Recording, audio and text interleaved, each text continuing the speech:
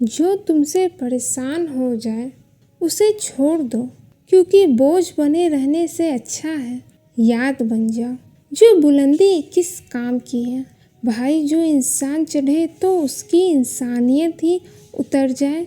समझदार इंसान जब तुमसे संबंध रखना बंद कर दे तो समझ जाना कि उसके आत्मसम्मान को कहीं ना कहीं ठेस जरूर पहुंची है। महान दिमाग अच्छे विचारों के बारे में सोचता है, औसत दिमाग खराब घटनाओं के बारे में सोचता है और छोटा दिमाग गलत लोगों के बारे में सोचता है। इंसान के दिमाग में हमेशा दो तरह के घोड़े ही दौड़ते हैं, एक पॉजिटिव और दूसरा नेगेटिव। बस इनमें से जीत उसी की है जिसको खुराक ज़्यादा मिलेगी। कितने अजीब है ना ये ज़माने के लोग, खिलौना को छोड़कर जज्बातों से खेलना पसंद करते हैं। कभी किसी पक्षी को आपने घोंसला बनाते हुए देखा है? इतना कठिन परिश्रम करके तिनका तिनका बटोर कर वो पक्षी अपना घोंसला बनाता है, अपनी संतान के लिए सुरक्षित घर बनाता है और फिर वहीं से तेज आंधी आती है, भारी बारिश होती है और उसका वो घोंसला टूट कर बिखर जाता है। लेकिन वो पक्षी कभी रोता नहीं है, बल्कि वो पक्षी बिना विलंब किए फिर से अपना घोंसला बनाने निकल जाता है और सफलता पाता है।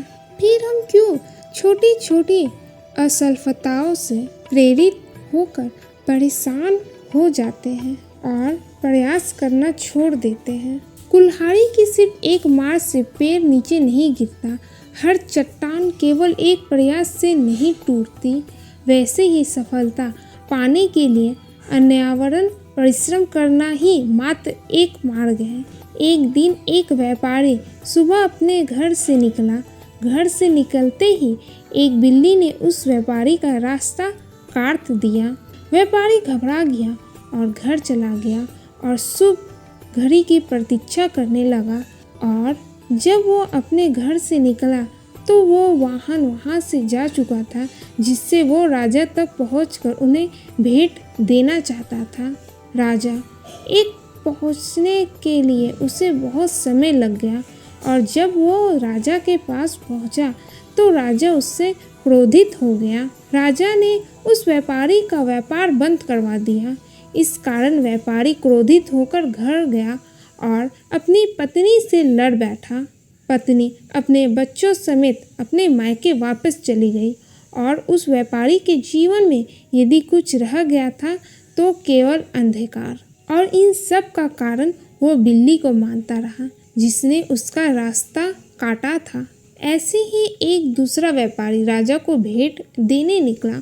उस व्यापारी का भी रास्ता एक बिल्ली ने काट दिया। वो व्यापारी थोड़ा घबराया, परंतु उसने आगे बढ़ना अधिक उचित समझा और राजा के पास सही समय पर पहुंचकर उसने राजा को प्रसन्न कर दिया और राजा ने व्यापारी को अपना व्यापार बढ़ाने की अनुमति दी, स्वर्ण आभूषण दिए। व्यापारी घर पर पहुंचा और उसने वो आभूषण अपनी पत्नी को दिए और अपने बच्चों के लिए नए कपड़े भी ले गया। उसके घर के चारों तरफ प्रसन्नता थी। इन दोनों व्यापारियों के साथ एक ही घटना हुई, परंतु दोनों की प्रतिक्रिया अलग थी। ऐसा ही हमारा जीवन है। हमारे जीवन में भी कई समस्याएं आती हैं, परंतु उससे कहीं अधिक महत्वपूर्ण है हमारी प्रतिक्रिया। ये हमारी सोच का प्रभाव है, क्योंकि यही हमारे जीवन को आकार देते हैं। इसलिए अपने सोच को सकारात्मक रखिए, आपका जीवन सदैव आनंदमय रहेगा। महादेव कहते हैं, हमारे जीवन में मित्र और शत्रु बड़ा महत्व रखते हैं। यदि गंभीरता से सोचा जाए तो ऐसा कोई क्षण नहीं होता जब हम अपने मित्रों के बारे में ना सोचते हों या फिर अपने शत्रुओं के बारे में। हमारा हर कार्य या तो हमारे मित्रों के हित के लिए होता है या फिर हमारे शत्रुओं के अहित के लिए। हम हर स्थान या तो अपने मित्रों के साथ होते हैं या फिर अपने शत्रुओं के साथ। कोई नहीं चाहता कि उनका शत्रु प्रसन्न रहे। हर कोई अपने शत्रु को नष्ट कर देना चाहता है और ऐसा करने के लिए वो हर संभव प्रयास करता है।